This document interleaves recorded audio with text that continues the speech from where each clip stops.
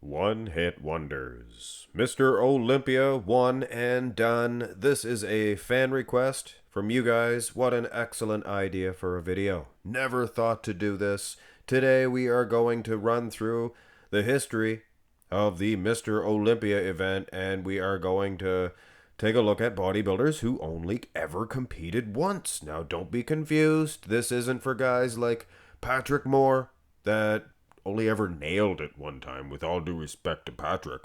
This is for bodybuilders that only ever competed once. So we are only going to go so far into the future because, guys are still competing. But we are, of course, going to go back to the very beginning. 1965, we have Earl Maynard. This guy was unbelievable, and we are going to we're going to mention everybody. We might not show everybody. There's a lot of guys that didn't even place, only ever competed once. But don't be confused with that, with Earl Maynard. He was unbelievable. He got third, actually. He was the Mr. Universe back in 1965. Earned his way to the Olympia stage. Wow, history in the making. On to 1967, skip 1966, as all of those guys competed more than once. Take a look, guys. Dave Draper, one of the finest, one of the most famous bodybuilders, one of the best of all time. Dave Draper. Oh, one of my favorites, guys. He was unbelievable. Can you imagine this guy only ever competed one time at the Olympia event in 1967, and he took fourth. He took fourth. Lost to Chuck Sipes, as you can see that there, and Harold Poole, whatever it's called. I apologize. Yeah, Dave went on to retire 1970. Never competed again after that. And speaking of 1970, that is the next year that we see a one-timer, and this was Reg Lewis. He took third, and that's a pretty high placing at the Olympia. I guess he can boast about that. He's no longer with us, but I mean, when he was, he probably did boast about it, but he also placed last. He was the only other competitor besides Arnold and Sergio, but still, he was up there posing with Arnold Schwarzenegger and Sergio Oliva, and this was, history in the making. It's where Arnold actually won his first Olympia. So kudos to Reg Lewis. Never competed on the Olympia stage again. The next time we seen such a feat was in 1972. And this was Edmund Korolowitz, I apologize. And he can be seen in the few pictures that are stretched out from the 1972. You can see Frank Zane there and Arnold Schwarzenegger. Come on, Frank, suck in your gut. Oh, no, that wasn't Frank. But anyway, yeah, I mean, yeah, he placed last. He got sixth. But I mean, in 1972, you could count on one hand how many people won the Olympia title, and he'd still have a couple of fingers left to flick a nipple. But anyway, on to 1975. This was Giuseppe Dieni. He took fifth in the lightweight division. I guess there was lightweights and heavyweights. 1974, I think, was the first year of that. But anyway, Giuseppe, he placed fifth, and then he never returned to the stage. But I mean, 1978, this is where we really get into some heavy hitters, some great bodybuilders that could have potentially won this title, like Kalma Salik, and I might have mispronounced his name. He took fifth, that infamous fifth place, and we gotta do a video about that. We gotta do a video about fifth place. Seems to be a big, I don't want to swear here, but a big, a letter, and then you from the IFBB to some people that they don't like, maybe. I don't know. That's a conspiracy. This Kalman. A lot of people thought he won. They were booing when he placed fifth in 1978. But yeah, he competed one time, never again. 1980, we have Roy Duval. I like that name, Duval. Isn't there a famous actor? Duval? Oh, what's his name? Robert Duval. Yeah. 1980, he took 13th, so hardly worth mentioning some of these guys. Joe Moratti, also another great bodybuilder, 1981, placing 17th. So Dale Ruplinger, 1983, he took 12th. Now here's one definitely worth mentioning. No disrespect meant to those other guys, but Charles Glass. Charles Glass. You don't know who he is, or if you don't, you should look him up because he's pretty impressive. He trains Dexter the Blade Jackson, or he did. He trains many, many, many people. 1984, he took 16th. Chuck Williams also there, placed 14th. 1985, oh my goodness. This was wide open. 1985, they opened the doors, guys. They opened the doors. There was plenty of names here. Ben Herder, Sean Jerkins, Jenkins. Oh boy, I can catch myself here. Renato Bertanga, Silvato Ruiz, Ali Mala, and John Brown. John Brown, definitely I'll take a look at him. And Wilfred Sylvester, another guy. They all one-timers, but John Brown, wow. This dude was unbelievable. And talk about pec development. Oh my. This was Arnold Schwarzenegger type pec development. Serge Nubret type pec development. I mean, John Brown, look at his repertoire of weightlifting and see what he did to develop those pecs, because we should be emulating this man. All right, on to 1986. We have John Turilli, and he is unbelievable. Definitely worth to mention. He did the one time, like everybody in this video, only ever competed one time at the Olympia. And he never called it quits. He actually went to NABA eventually, and he did earn himself a NABA Universe, which is the biggest title in the world, or was it one time? It's the biggest title for NABA. On to 1987. And again, there is a pile of guys. Herman Hoffand, Ulf, who would name there? Ulf Larson. He was good, actually. And then there was Paul-Jean Guillaume. John Haystack also, but Paul-Jean Guillaume, he was known for being a natty. Everybody, a lot of people will say, oh, he was never natural. But he used to tell people, I'll pass a test any given Sunday, and I will pay you $10,000 if I fail. But who knows, guys, who knows? And for this video, who cares? Only one time ever at the Olympia. 1988, we have a couple of good ones. Ralph Moeller. At the bottom, there was Louis Friati, Phil Hill, and Gary Stridham. Are you kidding me? Begin with Ralph Moeller. This guy went to the movies. He was in the movies. I believe he was in a Van Damme movie, actually, if I'm not mistaken. And he played a TV role, I think, Conan or something or other. But anyway, no disrespect meant to Louis, who got 19th, but Phil Hill was this guy was a revolutionary bodybuilder, first of all.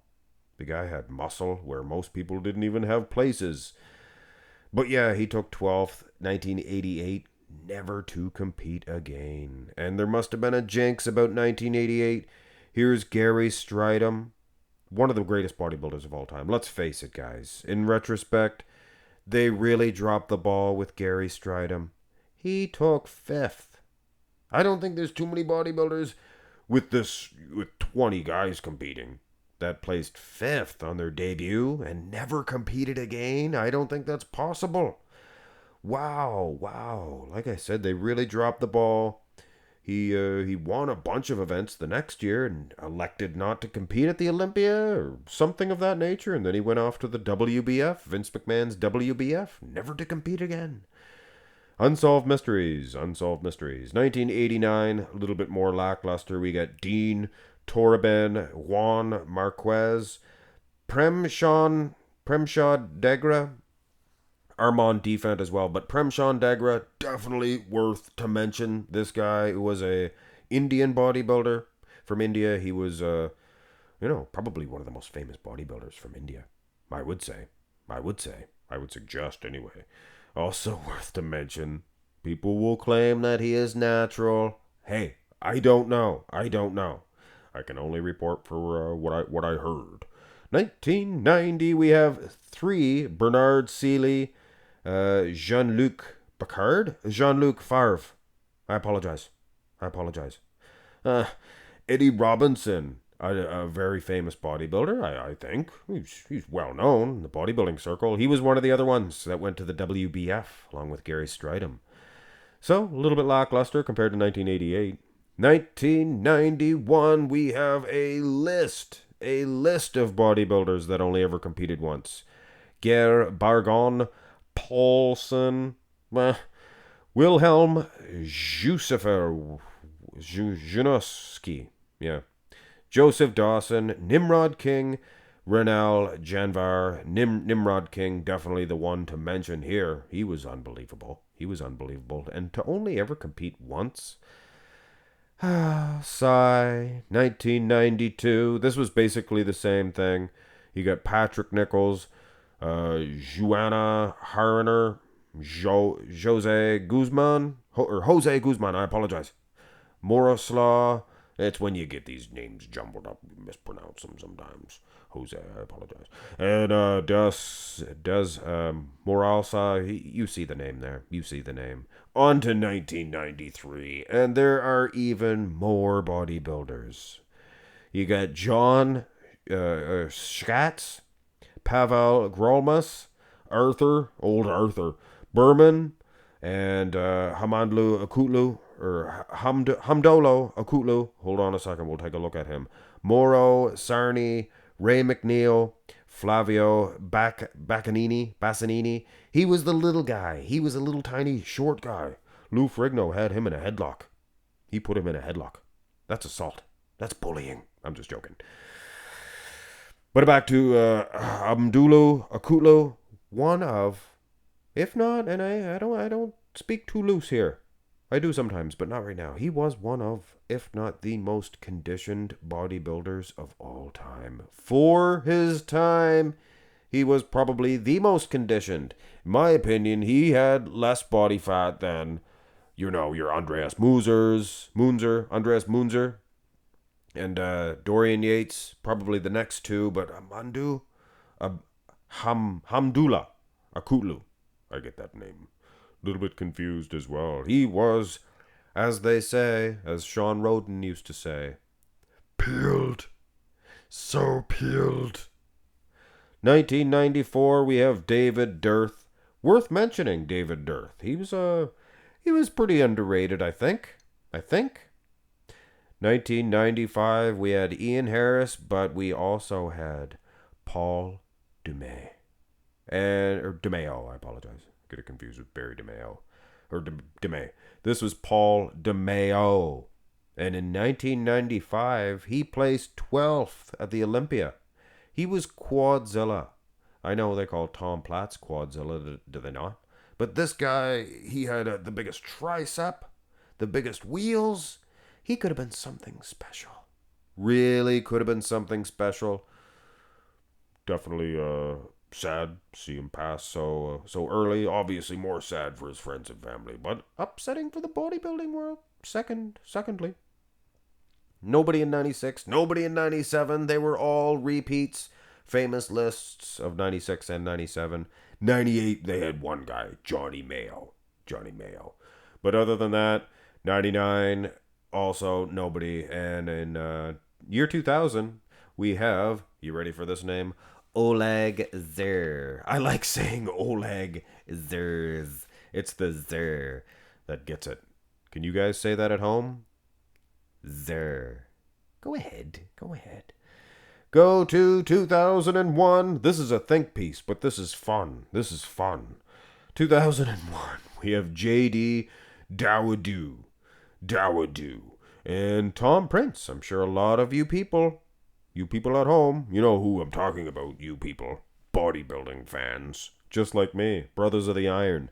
We have Tom Prince, who is, you probably heard of him. Yeah, he's a one-timer, one-hit wonder.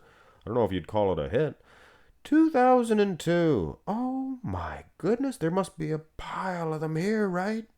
Well, on the contraries, baby, please. There's only two. There's only two. We have Tommy Thorvinson. I apologize. And we have the very famous, or if you would like, infamous, Bob Ciccarello.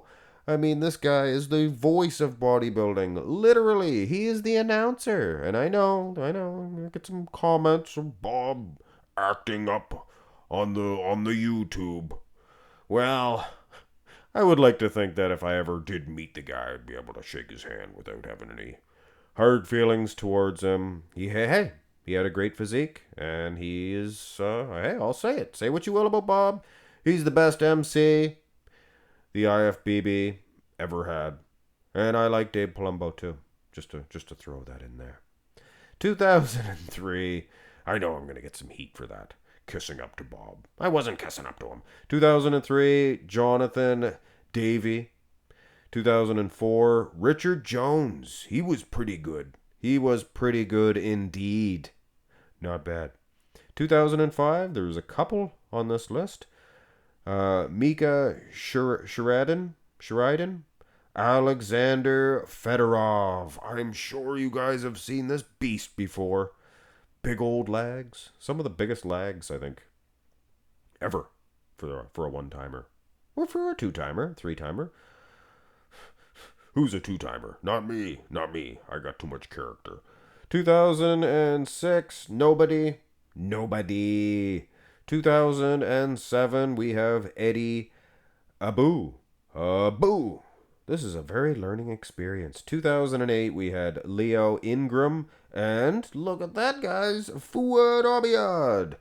You know who he is, don't you? You guys know what I'm saying. Sing. Fuad gave me a shout out one time, guys. On his Grey Big channel. Grey Big.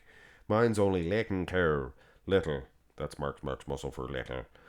2009, we had Martin Kallstrom.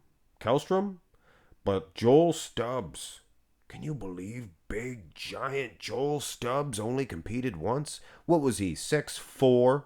Could you imagine seeing this thing, this giant back in the gym? Just walking by him in a tank top and seeing those big, bulging lats popping out, and at 6'4", he could have been a pro wrestler, for sure. But he was a bodybuilder instead. 2010, Eric Frankhauser. Worth to mention that Eric only ever competed once at the Olympia. And at this point, guys, I started reading into the 2011s and 12s and things of that nature. And a lot of these one-timers, you see some one-timers that they're still young. They still could compete. But there's a few names that stuck out, like Justin Compton. Do you guys think Justin Compton's going to return? I don't know if he is. I do not know what the future holds for Justin Compton. He competed in 2016. I mean, at the end of the day, he may be a one-timer, and it's sad to say, Sergio Oliva, 2018, he has yet to compete more than one time at the Mr. Olympia event. I am sure he will do it again at some point in time, but Sergio, man, time's a ticking. 2018 was quite a few years ago now. So 40 is coming, and we would love to see you on the bodybuilding, the Olympia stage. And like I said, guys, you can't really say one way or the other about the current competitors, but one guy for sure, and it gets me, a little bit choked up here. Luke Sandow. 2019, he competed for his first, and obviously, guys, may he rest in peace, his only time. So yeah, it stings worse than we could ever imagine for his friends and family. But for the bodybuilding world, we missed out on a jewel of a competitor. A jewel of a competitor. Anyway, guys, Hate to bring the room down a little bit, but it's nice to give Luke a little shout out. The current competitors, let us hope Andrew Jacked, Rafael Brandeo, Crizo, he was a one-timer, Blessing. My name's Marge Simpson. Let's hope all of these guys return. I'm sure they will. They will. A couple of them already qualified. Brandale qualified? No. Yeah. I can't remember. Crizo is. Hit thumbs up on the video, guys, and please subscribe to the channel if you have not already. Have a great one.